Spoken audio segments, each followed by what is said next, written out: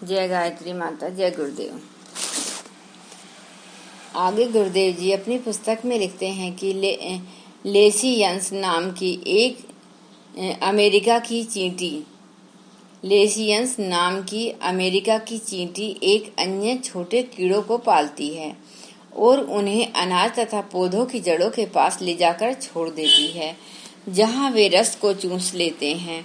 कुछ समय बाद चींटी उस कीड़े को अपने बालों से थपथपाती है, जिससे वह रस को उगल देते हैं और चींटियां उसे चाट लेती हैं। इस प्रकार इन जीवों से वही काम लेती हैं जैसा मनुष्य गायों और भैंसों को पालकर उनका दूध दुहकर लेते हैं। इस प्रकार चींटियां, मधुमक्खियां और दीमक आदि जीव बहुत छोटे और नगण्य जान पड़ते हैं। सामूहिक शक्ति का इतना अधिक विकास कर चुके हैं ये कि बड़े बड़े जीव भी उन पर विजय प्राप्त नहीं कर सकते, वरन जैसा मशहूर है, सांप और हाथी जैसे जोरदार जीवों को भी अपनी सामूहिकता के बल पर भगा देते हैं या मार देते हैं।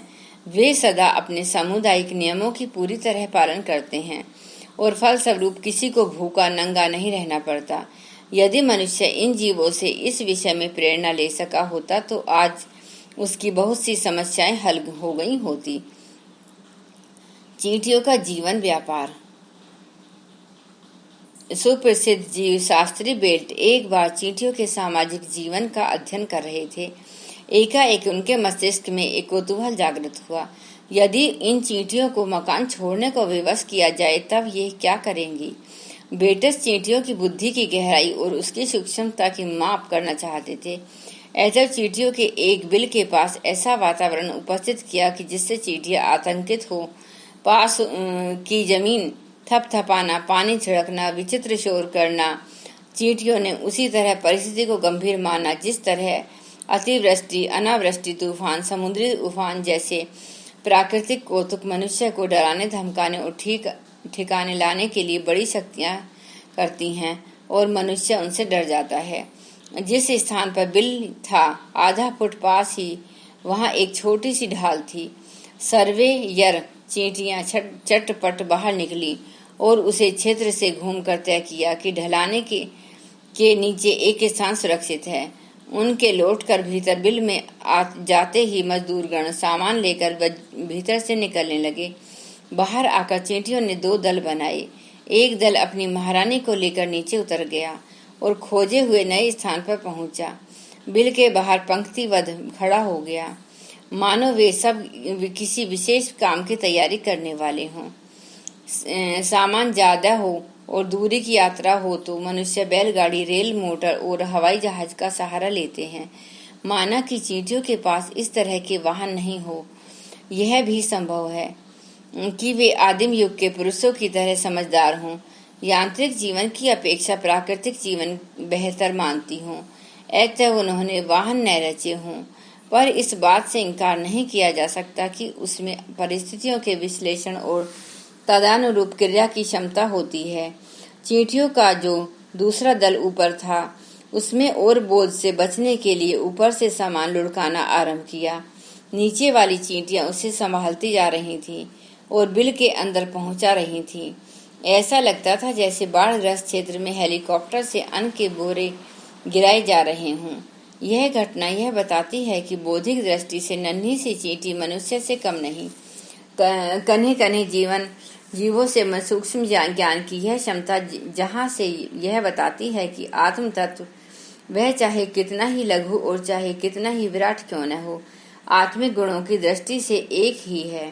फिर मनुष्य को अपने आप को संसार के सबसे बुद्धिमान होने का अहंकार नहीं करना चाहिए। मनुष्य जाति जैसे आचार विचारों, रहन सहन छोटी छोटी पिपीलिकाओं में देखकर स्वभावतः आश्चर्य होता है।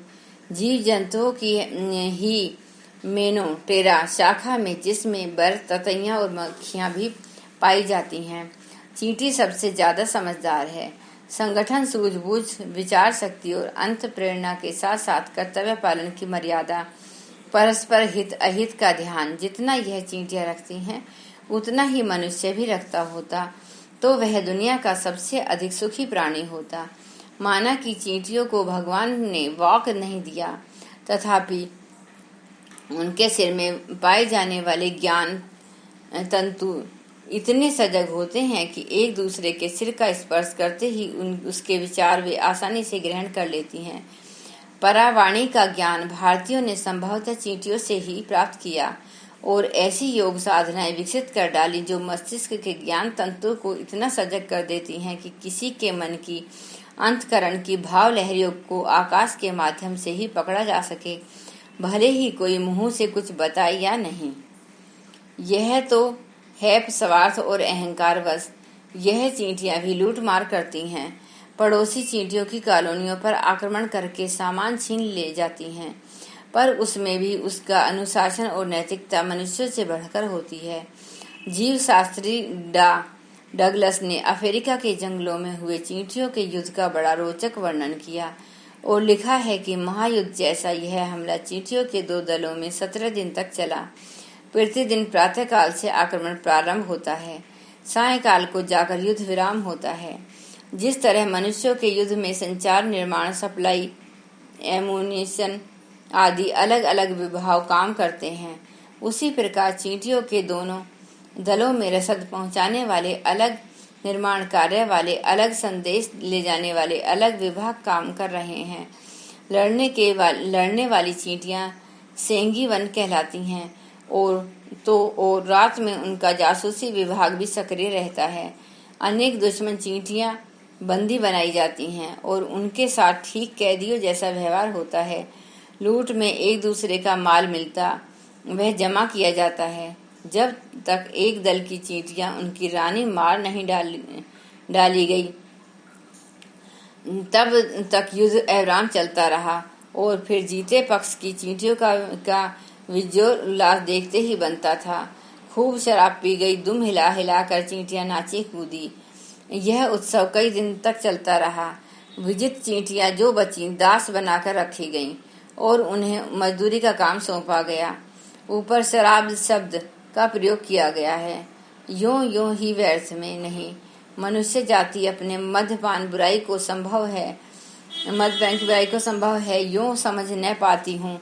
उसकी बुद्धि अपने दोष का दोष नहीं विशेषण मानती है।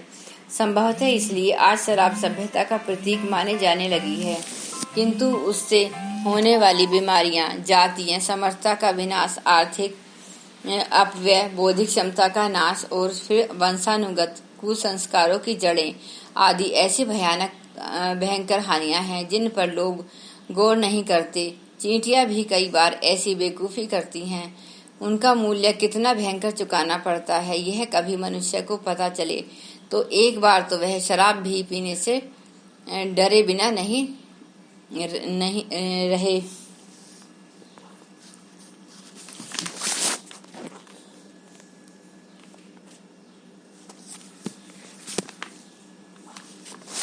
आज के लिए बस इतना ही।